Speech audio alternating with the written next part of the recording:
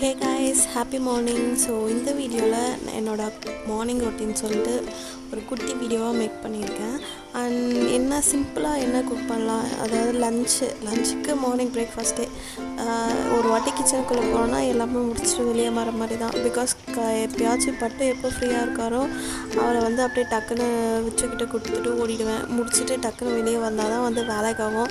காலையில் பிரேக்ஃபாஸ்ட் தனியாக லஞ்சுக்கு தனியாலாம் பார்த்துட்டு இருந்தால் சான்ஸே இல்லை இவ்வளோ வச்சுட்டு. அண்ட் இப்போது வாய்ஸ் கொடுக்குறப்போ கூட பின்னாடி பேக்ரவுண்டில் கீச்சின்னு சவுண்ட் வந்துட்டுருக்கோம். அது வேறு யாரும் இல்லை, மித்து தான். ஸோ கொஞ்சம் இக்னோர் பண்ணிக்கோங்க. அண்ட் மார்னிங் காலை எழுந்திரிச்சோடனே ஃபஸ்ட்டு டெரஸுக்கு தான் போயிருந்தேன். பிகாஸ் லாஸ்ட் நைட் சரியான மழையாக இருந்துச்சு. ஸோ பிளான்ஸ்லாம் இருக்கா இல்லை அடிச்சுட்டு போயிடுச்சா அப்படின்னு பார்க்கறதுக்கு போயிட்டு செக் பண்ணிகிட்டு இருந்தேன். எல்லாமே சூப்பராக இருந்துச்சு, நல்லா ஃப்ரெஷ்ஷாகவும் இருந்துச்சு. அண்ட் ஒரு டபுள் டிலைட்டும் இருந்தது. அண்ட் கீழே வந்தோடனே கடகடன்ட்டு வெஜ்ஜீஸ் எல்லாம் கட் பண்ணி வச்சு கொடுத்துட்டேன். ஸோ வெஜ்ஜீஸ் இந்த சென்ஸ் காலையில் கொஞ்சம் இந்த கேரட்டு குக்கும்பர் சாப்பிட்டுட்டு இருந்தோம். ஸோ ரெகுலராக கொஞ்சம் கேரட் குக்கும்பர் சாப்பிட்டுட்ருக்கோம். அதாவது காலையில் மட்டும் இல்லை, பிரேக்ஃபாஸ்ட் லன்ச் டின்னர் 3 டைமுக்குமே நம்ம சாப்பிட்றதுக்கு முன்னாடி ஏதாச்சும் வெஜிடபிள்ஸ் சாப்பிட்டு அதுக்கப்புறமா நம்மளுக்கு பசிச்சா எவ்வளோ வேணால் நம்ம சாப்பிட்டுக்கலாம். இதுதான் ஒரு கைண்ட் ஆஃப் டயட். இது மாதிரி தான் ஃபாலோ பண்ணிகிட்ருக்கோம். ஸோ அதுக்கு தான் காலையில் இது பண்ணி கொடுத்துட்டேன். பண்ணிவிட்டு அதுக்கப்புறமா டேரெக்டாக சரி பாப்பா கொஞ்சம் அமைதியாக இருக்கிறா அப்படின்னு சொல்லிட்டு குக் பண்ண ஸ்டார்ட் பண்ணிட்டேன். சீக்கிரமாக என்ன செய்யலாம் அப்படின்னு பார்த்து தான் செஞ்சுட்டு இருந்தேன் அன்றைக்கி. பிகாஸ் எனக்குமே நைட் சரியான தூக்கமும் இல்லை. அதனால் குயிக்காக என்ன முடிக்க முடியுமோ அதை முடிச்சிடலாம் அப்படின்னு சொல்லிட்டு செலவு ரசம் பண்ணலான்னு சொல்லி பண்ணியிருந்தேன். நார்மல் ரசம் பண்ணியிருப்பேன், அப்பப்போ வைப்பேன். பட் இந்த செலவு ரசம் ரொம்ப நாள் ஆச்சு செஞ்சு.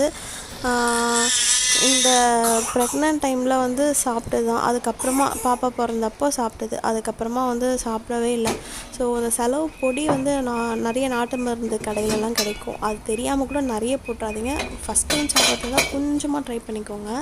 அண்ட் என்னோடய ஸ்டீமிங் குக்கிங் ப்ராசஸ் நிறைய பேர் இந்த வீடியோலலாம் நிறைய இதுக்கு முன்னாடி பார்த்துருந்திங்கன்னா தெரிஞ்சிருக்கும். Most of the cooking steam பண்ணி தான் குக் பண்ணுவேன். பிகாஸ் இப்போது கம்ப்ளீட்டாக இந்த ஸ்டீம் பண்ணி குக் பண்ணுற ப்ராசஸோட நிறைய பெனிஃபிட்ஸ்லாம் நிறைய பேருக்கு இப்போ தான் கொஞ்சம் அவேர்னஸ் வருது. பட் நம்மளுக்கு தான் தெரியல. நிறைய நான் இதுக்கு முன்னாடி வீடியோவில் சொன்ன மாதிரி இந்த செலிப்ரிட்டிஸு, இந்த டயட்டிஷியன்ஸ்னால இந்த ஹெல்த் கான்ஷியஸாக இருக்கவங்க எல்லாருமே மோஸ்ட்டாக இந்த மாதிரி குக்கிங் ஸ்டைல் தான் ஃபாலோ பண்ணுறாங்க.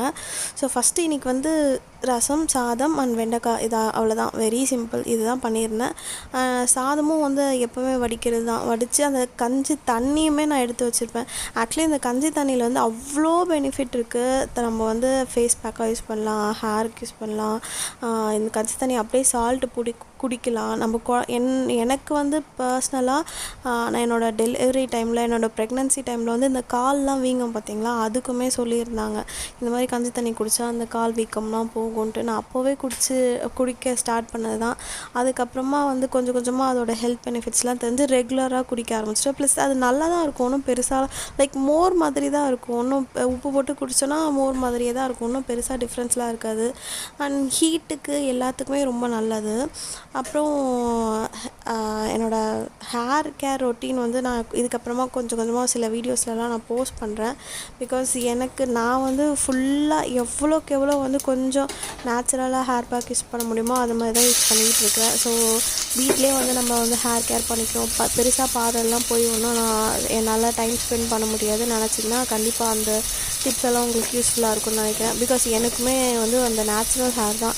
இது வரைக்கும் நான் என்னோடய லைஃப்பில் இந்த ஸ்ட்ரெயிட்னிங், ஹேர் கலர் பண்ணியிருக்கேன். காலேஜ் டைமில் நான் ஸ்போர்ட்ஸில் இருந்தப்போ ஹேர் கலர் பண்ணேன். பட் இந்த ஸ்ட்ரெயிட்னிங்கு, ஹேர் ஸ்பா அந்த மாதிரிலாம் இது வரைக்கும் பண்ணதில்லை.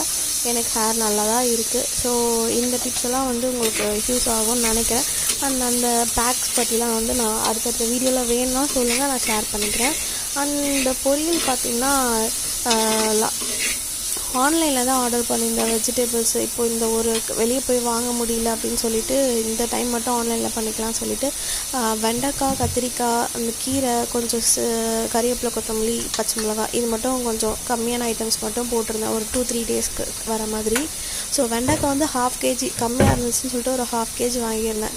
ஸோ வெண்டைக்காய் 1/2 kg நானும் விச்சும் மட்டும்தான். விச்சு பெருசாக சாப்பிட மாட்டான் இந்த சென்ஸ் அந்தளவுக்கு பொரியல் எல்லாம் வந்து இஷ்டமே கிடையாது. நான்வெஜ்ஜனா நானும் அப்படி தான். பட் ஸ்டில் எனக்கு வந்து சாப்பிடக்கூடாது, எனக்கு பிடிக்காது அப்படின்லாம் இல்லை.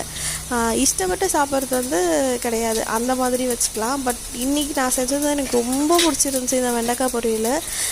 ஃபஸ்ட்டு வந்து ஸ்டீம் பண்ணி எடுத்துக்கணும். அந்த ஸ்டீம் பண்ணுற ப்ராசஸ் வந்து நீங்கள் ஒன்ஸ் நீங்கள் செஞ்சு பார்த்தீங்கன்னா தான் உங்களுக்கு தெரியும். அவ்வளோ ஈஸியாக இருக்கும் அண்ட் அவ்வளோ ஹெல்த்தி. நீங்கள் குயிக்காக குக் பண்ணுறத முடிச்சிடலாம். நம்ம நார்மலாக வந்து போட்டு வதக்கி எடுத்து பண்ணுறத விட இந்த மாதிரி ஸ்டீம் பண்ணி பண்ணுறப்போ அவ்வளோ குயிக்காக முடிஞ்சிடும். டக்குன்னு பண்ணுற மாதிரி இருக்கும். ஸோ இந்த சைடு வந்து மோஸ்ட்டாக வந்து எனக்கு இப்படி தான் இருக்கும். ஒரு மூணு பர்னர்னால் 3 பர்னர்லேயே ஏதாச்சும் ஒன்று வச்சு விட்ருவேன். டக்குன்னு முடிஞ்சிற மாதிரி இருக்கும். அதனால் பிகாஸ் இது வந்து லைக் நார்மலாக வந்து ரொம்ப ஸ்லோவாக டைம் எடுத்து பண்ணுற மாதிரி எனக்கு கிடையாது.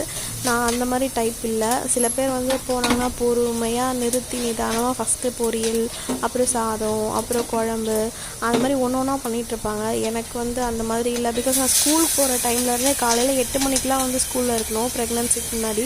அதனால் எந்திரிச்சு டக்குன்னு முடிச்சு நல்லா இருக்கோ இல்லையோ தூக்கி டிஃபன் பாக்ஸில் போட்டு விஷ்ணுக்கு ஒரு பாக்ஸில் போட்டு கிளம்பிடுவேன். அந்த மாதிரி இருக்கிறத பண்ணி கொஞ்சம் பழகிடுச்சு. லைக் அந்த ஒரு 1 இயர் பண்ணது தான்.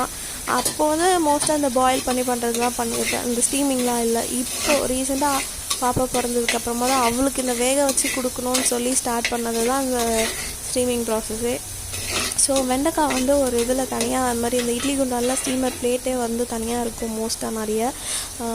அதில் வந்து பண்ணி வச்சோன்னா வெண்டைக்காய் வந்து வேகிறதுக்கு மினிமம் லைக் எப்படி சொல்ல ஒரு 2-3 மினிட்ஸில் டக்குன்னு வந்துடும். அதுக்கு மேலே விட்டோன்னா ஓவர் குக் ஆகிற மாதிரி ஆகும். எந்த வெஜிடபிள்ஸும் வந்து ஓவர் குக் பண்ணவே தேவையில்லை. ஓவர் குக் பண்ணோன்னா அதில் நம்ம வந்து சாப்பிட்றது வெறும் இந்த சக்கை மாதிரி தான் அப்படின்றது தான் வந்து பாயிண்ட்டே. ஸோ எதுவுமே ஓவர் குக் பண்ண தேவையில்லை. ஸோ ஸ்டீம் பண்ணி எடுத்துகிட்டு அது வந்து இந்த வெங்காயத்தில் வந்து கொஞ்சம் இந்த நறுக்குன்னு இருக்கிற ஸ்டேஜில் வந்து அப்படியே கொஞ்சம் லைட்டாக ஃப்ரை பண்ணால் போதும். ரொம்ப அந்த எண்ணெய் நல்லா டீப் ஃப்ரை பண்ணுவாங்க பார்த்தீங்களா, வெங்காயத்தை நல்லா அந்த ப்ரௌனிஷாக மாறுற மாதிரி. அந்த மாதிரி மாறினா பொரியலுக்கு மோஸ்ட்டாக நல்லாவே இருக்க மாட்டேது. எனக்கு அந்த அளவுக்கு பிடிக்கல அந்த டேஸ்ட்டு. இந்த மாதிரி கொஞ்சம் அந்த நறுக்குன்னு இருந்தாலே அந்த ஒரு ஆனியன் சாப்பிட்றப்போ அந்த ஒரு ஸ்வீட்னஸ் அதில் கிடைக்கும். அந்த மாதிரி இருந்தால் எனக்கு ரொம்ப பிடிக்கும். நல்லா டேஸ்ட்டாகவும் இருக்கும். ஸோ போட்டுட்டு கொஞ்சம் வெங்காயம் நிறையவே பண்ணுவோம். நான் இந்த 1/2 கிலோவுக்கு ஒரு பெரிய சைஸ் வெங்காயம் 2 வெங்காயம் எடுத்துருந்தேன். அதை போட்டுட்டு இந்த பக்கம் ஒரு சைடு வச்சு தாளிச்சிட்டு இருந்தேன். அந்த சைடு வந்து இதுக்கு ரசம் தாளிச்சிட்டு இருந்தேன். ரசம் வந்து மோஸ்ட்டாக லைட்டாக ஒரு மிக்சியில் போட்டு ஒரு கிரைண்ட் பண்ணிட்டு தான் நான் வந்து ஊற்றுவேன். லைக் தக்காளி என்னென்ன தேவையோ ரசத்துக்கு தேவை எல்லாமே அந்த ரசப்பொடி எல்லாமே போட்டு பூண்டு, ஜீரகம், மிளகு எல்லாமே போட்டு ஒரு கிரைண்ட் பண்ணிவிட்டு அதுக்கப்புறமா வந்து போட்டு தாளிப்பேன்.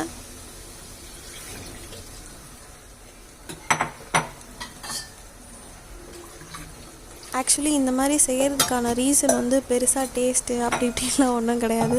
நானும் சரி விஷ்ணுவும் சரி அந்த தக்காளிலாம் இந்த ரசத்துலலாம் வந்து அப்படியே தக்காளி இந்த பூண்டு எல்லாம் அப்படியே இருந்துச்சுன்னா அதை முதல்ல எடுத்து ஓரமாக வச்சுட்டு தான் அடுத்தது பிசைய ஆரம்பிப்போம். அந்த ரசம் ஊற்றுறப்பவே நிறைய பேர், நான் மட்டும் இல்லை, எங்கள் வீட்டில் நான் என் செட்டு என்னோடய தங்கச்சிங்க எல்லாம் ஃபஸ்ட்டு ரசத்தை ஊற்றினோன்னா மேலே இருக்கிற அந்த லேயரை வந்து அப்படியே குப்பை மாதிரி தூக்கி வெளியே வச்சுருவோம்.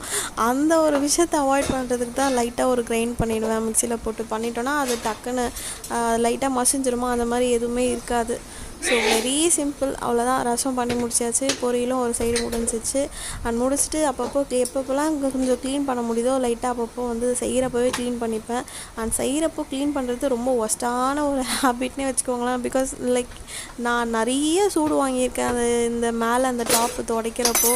ஸோ பட் வேறு ஆப்ஷனும் இல்லை. அப்புறம் க்ளீன் பண்ணிக்கலான்னா அது டைம் போயிடும், என்னால் க்ளீன் பண்ணவே முடியாது. ஃபைனலாக வந்து ரைஸ் வச்சுட்டு கிளம்ப வேண்டியதான். கிச்சனை விட்டு எல்லாத்தையும் க்ளோஸ் பண்ணிவிட்டு ரைஸ் வச்சுட்டு வெளியே வந்துடுவேன். விஷ்ணு வந்து ரைஸ் வடிச்சுப்பான். ஸோ மோஸ்ட்டாக என்னோடய குக்கிங் வந்து இப்படி தான் சிம்பிளாக இருக்கும். அதே டைம் வந்து ஹெல்த்தியாகவும் இருக்கும். கொஞ்சம் நல்லா நிறைய வெரைட்டிஸ் பண்ணுறப்போ இதுக்கப்புறம் நிறைய வீடியோஸ் வந்து எடுத்து போட ட்ரை பண்ணுறேன். தேங்க்யூ ஸோ மச் ஃபார் வாட்சிங் திஸ் வீடியோ. இந்த வீடியோவில் வந்து ஏதாச்சும் ஒரு சில நல்ல விஷயம் வந்து கற்றுருப்பீங்க, லைக் தெரிஞ்சிருக்கும் அப்படின்னு சொல்லி நினைக்கிறேன். அப்படி நீங்கள் ஃபீல் பண்ணிங்கன்னா do subscribe our channel. Thank you so much for வாட்சிங். Love you all. Take care. By.